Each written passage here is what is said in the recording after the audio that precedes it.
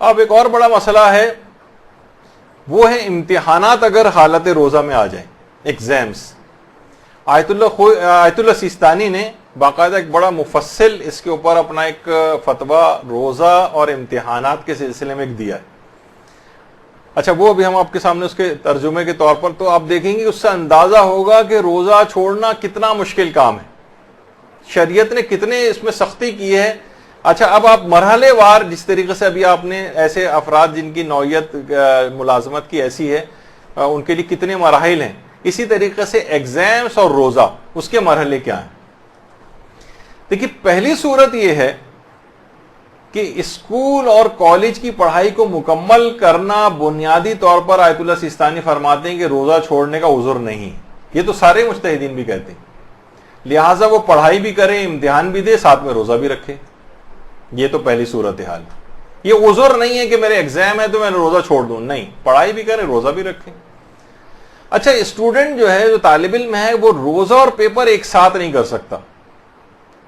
اگر ایسی صورتحال ہے تو پھر ایک صورتحال یہ بنے گی، اب آیت اللہ خود سیستانی فرماتے پڑھائی چھوڑ دے اگر ممکن ہے، روزہ رکھے.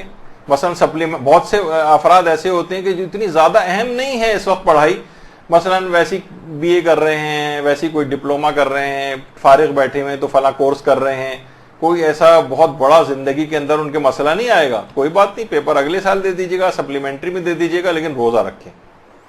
یہ اس صورت میں ہے جبکہ اسٹوڈنٹ کے لیے ایسا کرنا زیادہ مشکل نہ ہو، یا مشکل ہے لیکن بہت زیادہ مشکل نہیں ہے. جیسے پروفیشنل کالج کی پڑھائی ہے، ساری زندگی اس کا کیریئر ضائع ہو جائے گا، اب ایک الگ مسئلہ ہو جائے گا.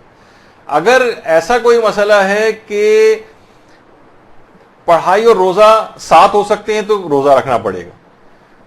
پیپر اور روزہ ساتھ نہیں ہو سکتے اگر، تو وہ پھر جو ہے اگر ممکن ہے اس کے لیے بہت زیادہ اہم نہیں ہے امتحان، تو امتحان چھوڑ دے، سپلیمنٹری میں دے، اگلے سال دے. لیکن اگر بہت مشکل ہو رہی ہے، نہیں، اس کی کیریئر ضائع ہو جائے گا اور اسی سال اس کو مکمل کرنا ضروری. اب وہ یا تو روزہ رکھے یا پیپر دے، دونوں کام ایک ساتھ نہیں کر پا رہا ہے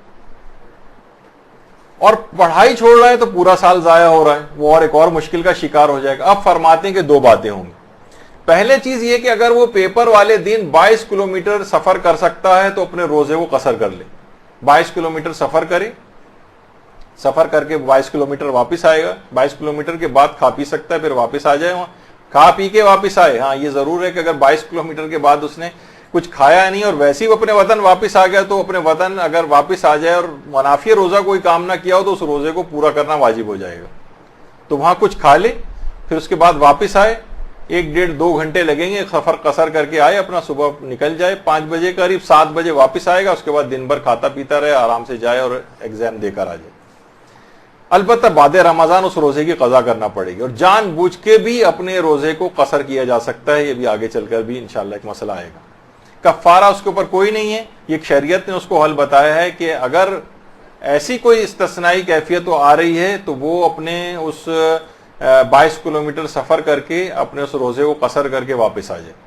اچھا اگر وہ بہت سی خواتین ایسی مثلا وہ چاہتی ہیں، جیسے آپ ہیں، آپ میں سے کوئی اب کوئی گھر والا لے جانے کو تیار نہیں، اتنی صبح 5 بجے تمہیں کہاں ٹول پلازا جو ہے اس سے بھی آگے جو ہے وہ لے کر جائیں اور ہم مثلا کوئی اس کے امکانات نہیں ہیں سفر کرنے کے،